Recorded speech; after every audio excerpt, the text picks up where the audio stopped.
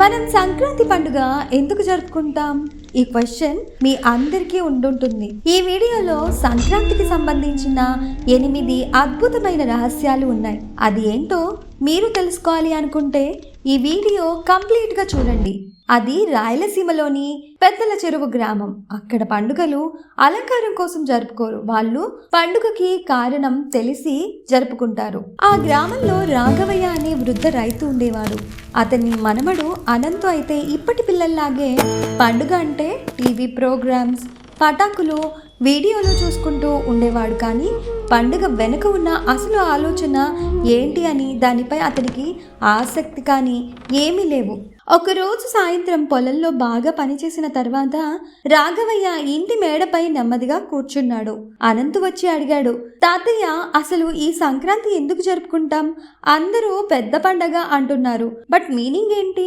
ఏం రహస్యాలు ఉన్నాయి అని అడుగుతాడు. రాఘవయ్య అతని వైపు చూశాడు. నువ్వు అడిగిన ప్రశ్న సర్ప్రైజ్ ఏం కాదు. నీ వయసులో అందరూ అడగాల్సిందే అది. కానీ దురదృష్టం ఏమిటంటే అడిగేవాళ్ళు లేకపోవడం అని. అతను కథ మొదలు పెట్టాడు. కథ కాదు, వ్యవసాయం, ఆకాశం, గోధుమ రంగు నేల మధ్య నడిచే నిజం ఇది. సూర్యుడు దారి మార్చే రోజు. సంక్రాంతి అంటే ఒక రోజు కాదు, అది ఒక మార్పు. సూర్యుడు పూర్తిగా దక్షిణాయనంలో ప్రయాణం ఆపి ఉత్తరాయణంలోకి ఎక్కే క్షణం అది. ఈ విషయం విన్నప్పుడు అనంతు ఆశ్చర్యంగా చూశాడు. రాఘవయ్య కథను కొనసాగించాడు. సూర్యుడు ఉత్తర దిశగా రావటం అంటే రోజులు పెరగటం, చలి తగ్గడం, ప్రకృతి మళ్ళీ జీవం పొందడం.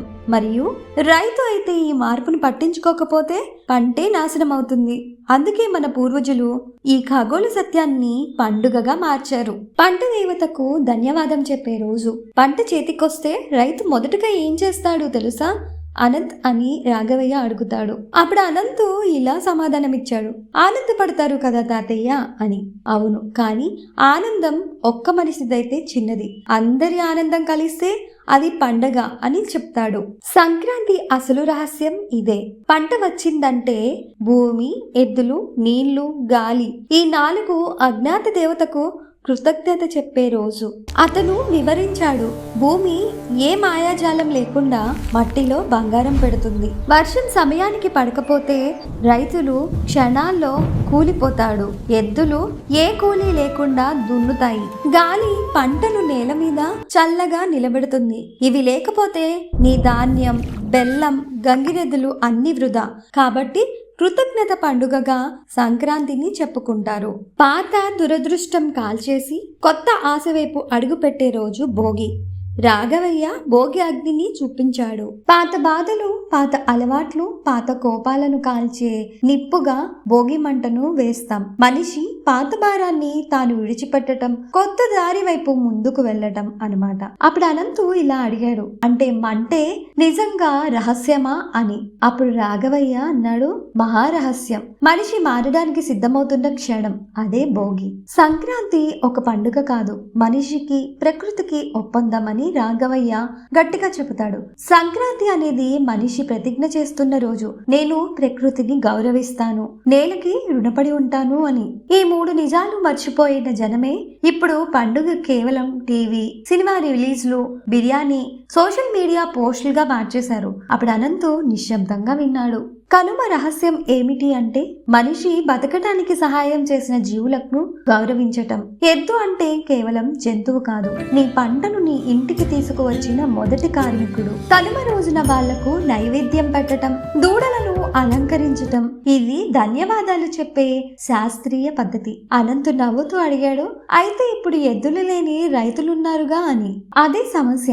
మనం టెక్నాలజీకి ఫిదా అయి ప్రకృతిని పక్కన పెట్టేశాం. మనిషి మర్చిపోయింది పంట పుట్టేది యంత్రం వల్ల కాదు, నేల వల్ల అని రాఘవయ్య చెప్తాడు. పురాణాలు చెప్పేది సంక్రాంతి అంటే మహాభారతంలో కూడా ఒక మలుపుంది. మరొక రహస్యం విను అని రాఘవయ్య అన్నాడు. భీష్ముడు తన ఇష్టామరణం మరణం కోసం ఎదురు చూసిన రోజు ఏదో తెలుసా?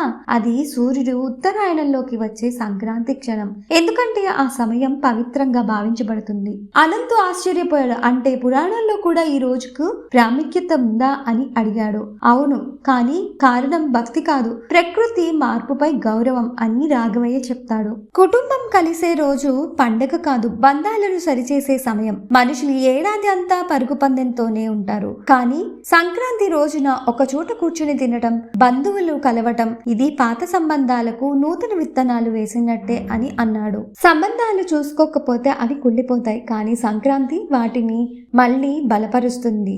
అనంతు అంగీకరించాడు. అవును తాతయ్య అని. పాలు పొంగించే రహస్యం ఏంటి? వృద్ధి అని నిశ్శబ్ద సంకేతం.